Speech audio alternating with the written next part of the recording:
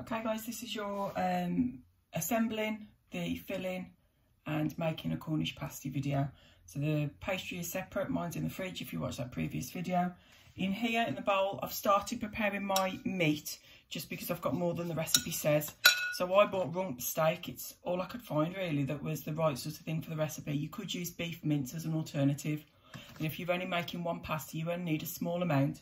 So perhaps you could keep a bit of beef mince from when you do your bolognese and use that just to be economical. So in there is some salt and some pepper and some plain flour, and I wanted to just show you me preparing the meat, so I've kept a little bit just to show you. So my big chunk of steak I cut into chunks, into sort of strips, and now I'm going to cut back through it again. And I want the pieces to be quite small, a similar sort of size to the vegetables. So I'm holding it carefully with my hand and cutting through it, and I'm keeping my eye out for anything that I don't want on there. I've already cut off the fat from the edge that I don't want to use, and I'm just going to make sure that all the pieces are evenly sized, and then I'm going to put them in with the flour and the salt and the pepper and stir them up.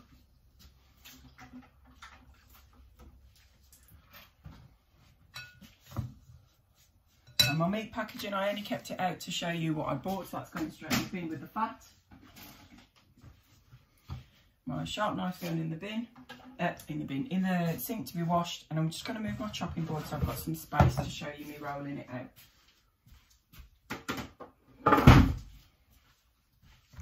So one bowl with meat in, mixed with flour and salt and pepper, just to sort of give it a little coating and to absorb any juices as it cooks. Now, I've made this recipe once and videoed it for you guys and made a mess of it. So I kept some of the vegetables. That's why I haven't showed you me preparing the vegetables. But I'll be able to show you in the lesson. But you can see the sort of size. I added a carrot to mine because I had some. But that's swede and onion and potato chopped up. It just so happens that mine's frozen because I made a mistake the last time. So my pastry. Perhaps you'll have a block of short crust pastry or your homemade pastry that you've made ready for the lesson. Depending on the amount, you might need to cut it up into a smaller portion. So I'm going to make 3 pasties with mine. So I'm going to cut it into thirds, roughly speaking. Doesn't matter if one's a bit smaller because it's for my daughter, and she's only 3, so I'll perhaps make that first one. Pastry back in the fridge while I'm working with the others. A little bit of flour on my worktop. I'm going to just lightly knead it.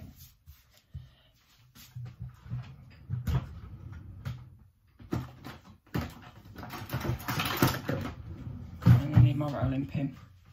So I'm going to press it first. Just press and turn it 90 degrees, press again, and then back again. I'm not flipping it over, I'm just rolling up and down. And you'll see it'll start to stick, so I can add a little bit of throw from the work surface, a little bit more from the bag, and roll up and down, up and down, and up and down. And I'm aiming to keep it circular if I can, just because it's easier. It makes more of a pasty shape if it's circular. I'm going to go up and down. I'm probably going to stop about there. This one's quite small because I'm going to do it for my daughter, so I'm just going to do a smaller one. The next ones that I'll do will be much bigger. But you can see the thickness of the pastry there. That's what I'm going for. So I'm going to add my filling now. I'm looking at it and I'm imagining halfway. So I'm imagining half of the pasty. So I'm going to start by putting some meat on, half. If I spot any of the bits that look a bit too big, I'm just going to chop them. And I've got scissors handy, so I'm going to chop them with scissors. So put my chopping board and everything away. Chop it again. Also, my daughter's only young, so it makes sense for me to do it in smaller pieces for her. So, a little bit of meat on. Add some veg.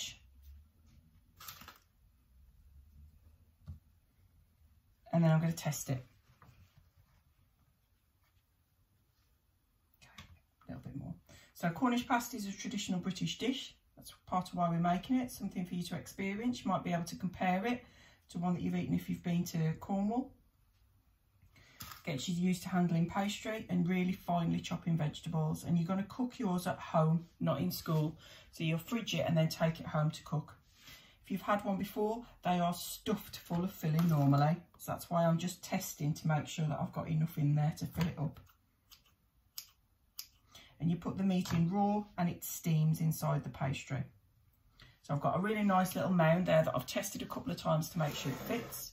I've already prepared my egg mixture using a bit of the egg white and an extra egg from my pastry. So I've brushed over one side and I'm now going to fold it over and press it really tight with my fingers so it sticks together because I don't want it to pop open. So I've pressed it tight together. I'm then going to trim it with a sharp knife. If I need to, I can reuse that bit that I'm chopping off if I'm running a bit low.